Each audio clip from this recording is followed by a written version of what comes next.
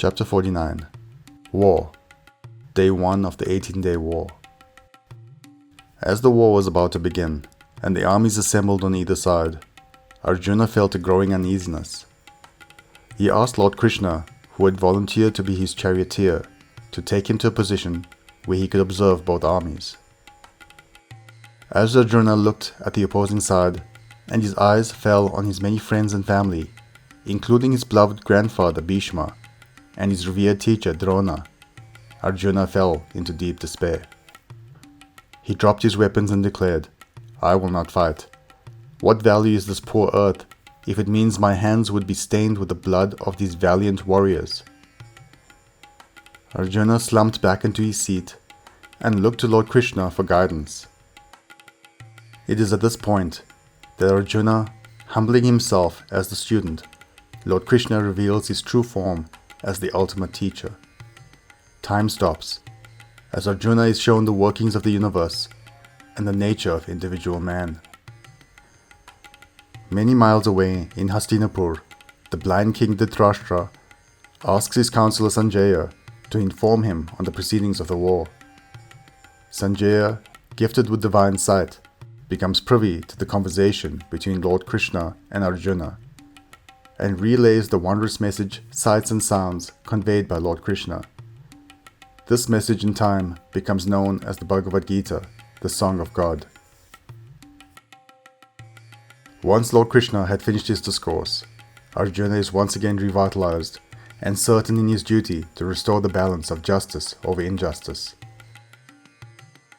But then his older brother Yudhishthir performs a surprising act. Yudhishthir removes his battle armor and walks towards the Kuru army with his palms folded. "What is he doing, Krishna?" Arjuna asks. Lord Krishna smiled. The Kuru army is confused and separate to allow Yudhishthir to pass. Yudhishthir approaches grandfather Bhishma first and asks for his blessings. Grandfather Bhishma laughs. "Indeed, Yudhishthir, you have no equal in your knowledge of the scriptures. I would have cursed you to fail in this war if you had not performed the act of obtaining blessings from your elders first. In return, I grant you this boon. Know that I am nigh invincible, and that I can only die at the time and place of my choosing. However, you may approach me at a later stage to obtain knowledge of how you may yet defeat me."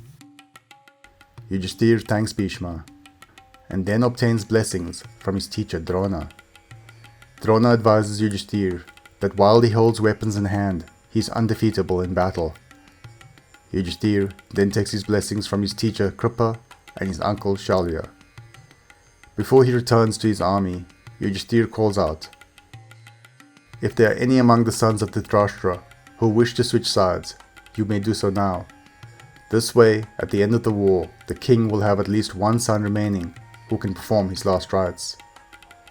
One voice heeded the call, Yuyutsu, the son of Dhritarashtra and the half-brother of Duryodhana. Yudhishthir embraced him, and they returned to their side for day 1 of the war to commence. Chapter 50. War. The first 4 days. The first day of the war did not go well for the Pandavas. The 2 sons of King Virat, Uttara and Shweta, were slain by the afternoon of the first day. Arjuna was shaken. Despite his great skill, they were faced with an overwhelmingly larger army, led by numerous formidable warriors. Foremost among them was Bhishma, their own grandfather, whose prowess on the battlefield was unmatched. Each day, he decimated legions of the Pandava forces with relentless ferocity. By day 2, the Pandavas began making more headway. Among the fiercest of the Pandava army was the young Abhimanyu, the valiant son of Arjuna and Subhadra, Lord Krishna's younger sister. Oftentimes, he engaged in battle with grandfather Bhishma himself. Meanwhile, Bhim carved through scores of the Kuru army, smashing away thousands of enemies with his deadly mace. Drishtadyumna engaged with Drona in battle on many occasions, with no sure winner. While Arjuna at times was so magnificent in battle that armies on both sides stopped to witness the spectacle. To make matters worse for the Kuru army, Bhim had summoned his son Gatagacha, a half-human, half-demon hybrid. Gatagacha, with his shape-shifting abilities, wreaked havoc on Duryodhana's army. While Duryodhana had been pleased with the first day of the war, by the end of the third day he was distraught. Bhim's relentless assaults forced him to retreat on many occasions. He turned his frustrations on grandfather Bhishma. "You have been too soft with the Pandava brothers. Your affection for Arjuna has allowed him to destroy vast battalions of our army with no answer. I would rather have chosen Karna as supreme commander." Grandfather Bhishma was greatly insulted and loudly declared, "Tomorrow I swear to kill Arjuna in battle or force Lord Krishna to break his vow and take up arms." The following day, Bhishma unleashed his full fury upon the battlefield, raining death upon thousands of Pandava soldiers. Arrows flew like torrents, targeting both Arjuna and Lord Krishna. Arjuna could not bring himself to fight with full force against Bhishma, the man who he looked up to as a father. Knowing that if he did not intervene, the Prince Arjuna would lose his life that day, Lord Krishna stepped down from the chariot and picked up a displaced chariot wheel. Raising it into the air, Lord Krishna charged at Bhishma. Having fulfilled his vow of forcing Lord Krishna to take up arms, Bhishma laid down his weapons. Death at the hands of Lord Krishna would grant him instant access into the heavens. Arjuna, ashamed at his inability to fight Bhishma, had forced Lord Krishna to break his vow, grabbed onto Lord Krishna's leg and begged him to put down the wheel. Lord Krishna relented as Arjuna recommitted himself to fight without restraint.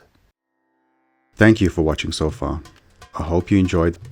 If you did, please hit the like button. If you're new here, please subscribe. This will ensure that more people can find this resource. Click the notification button so that you can be the first to know about new uploads. And please do comment below. I'll do my best to reply to any questions. Thank you.